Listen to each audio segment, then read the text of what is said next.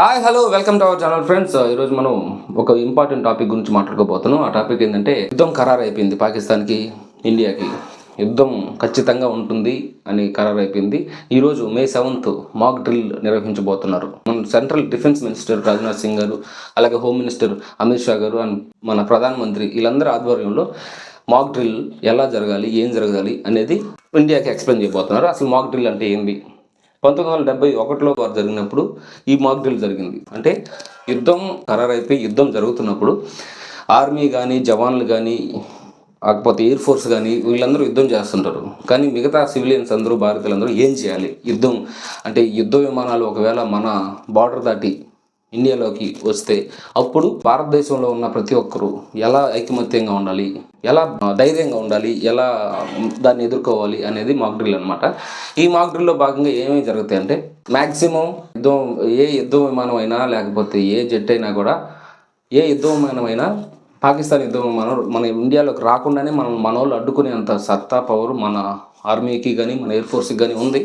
కానీ by mistake, మన దురదృష్టం వల్ల ఏదైనా ఒక జెట్ మిస్ అయ్యి ఇండియా బార్డర్లోకి వస్తే అప్పుడు మనం ఎలా అప్రమత్తంగా ఉండాలి అనేది మాక్ డ్రిల్ నిర్వహిస్తారు. ఆ మాక్ డ్రిల్లో భాగంగా ఏం జరగాలంటే స్కూల్స్లో ప్రతి ఒక్క భారతీయుడు ఐకమత్యంగా ఉండాలి. ఈ దేశం శత్రు దేశంతో పోరాటం చేస్తున్నప్పుడు మనం చాలా ధైర్యంగా ఉండాలి. మనం కూడా యుద్ధం చేస్తున్నట్టు ఫీల్ అవ్వాలి. దానికి మనల్ని మనం జాగ్రత్తగా చూసుకోవాలి. ఎందుకంటే పిల్లలు కానీ, పెద్దవాళ్ళు కానీ, అప్పుడు పుట్టిన పాపలు కానీ ఏ ఒక్కరికి కూడా ఈ యుద్ధం వల్ల ప్రాణ నష్టం జరగకూడదు అనేది మన భారతదేశం యొక్క, భారత ప్రభుత్వం యొక్క ఉద్దేశం. భారత ప్రభుత్వం అంటే ఇప్పుడు అధికారంలో ఉన్న పార్టీ మాత్రం కాదు. ప్రతి ఒక్కరూ, అది అపోజిషన్ అయినా, పార్టీలో ఉన్నా, రాజకీయాల్లో ఉన్నా, లేకపోయినా భారతదేశంలో నివసిస్తున్న ప్రతి ఒక్కరు భారత ప్రభుత్వం లెక్కే. ఇప్పుడు పార్టీలకు అతీతంగా మనం పనిచేయాలి. పార్టీలకు అతీతంగా ఈ పార్టీ, ఆ పార్టీ, ఆ కులం, ఈ కులం, ఆ మతం, ఈ మతం అలా కాకుండా మనం అందరం దేశం అంతా ఒకటే అని మనం సమిష్టిగా ఉండాలి. దీంట్లో ఏం చేస్తారంటే ఒకవేళ జెట్ కానీ, యుద్ధ విమానం కానీ మన బార్డర్లోకి వస్తే పెద్ద సైరన్ మోగుతుంది. అప్పుడు మనం అందరం, అది మ్యాక్సిమం నైట్ పూటే ఉంటుంది. దానివల్ల అందరూ లైట్లు ఆపేసేయాలి. పవర్ స్టేషన్లు అందరితో మాట్లాడి లైట్స్ ఆఫ్ చేస్తారు. దాని తర్వాత కుటుంబానికి సంబంధించిన ప్రతి ఒక్కరూ దగ్గరలో కూర్చోవాలి. నెట్వర్క్ పనిచేయదు. అంటే ఎలాగో పవర్ పోయినప్పుడు టీవీలు పనిచేయవు, అలాగే నెట్వర్క్ అసలు జీరో అయిపోతుంది.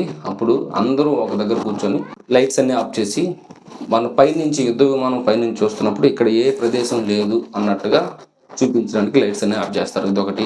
నెక్స్ట్ వచ్చేసి పెద్ద పెద్ద బిల్డింగ్స్, లేకపోతే పెద్ద పెద్ద కట్టడాల మీద కామఫ్లాజ్ చేస్తారు. అది పరదాలు కప్పుతారు. ఇంతకుముందు తాజ్మహల్ని పెద్ద కామఫ్లాజ్ చేశారనమాట. దాన్ని పరదా వేసి కప్పేశారు. అలాగే ఇలాంటి కామఫ్లాజ్లు, అలాగే మాక్ డ్రిల్స్ ఇప్పుడు నడుస్తున్నాయి.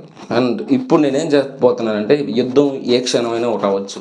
మనం అందరం అప్రమత్తంగా ఉండి, భారత ప్రభుత్వానికి మనం సహకరించి, భారత ఆర్మీకి, భారత ఎయిర్ ఫోర్స్కి, మన కోసం పోరాడుతున్న జవాన్లకి, మన కోసం పోరాడుతున్న ఎయిర్ ఫోర్స్కి ఖచ్చితంగా మనం అండగా ఉండాలి. మన వంతు సహాయం మనం చేయాలి.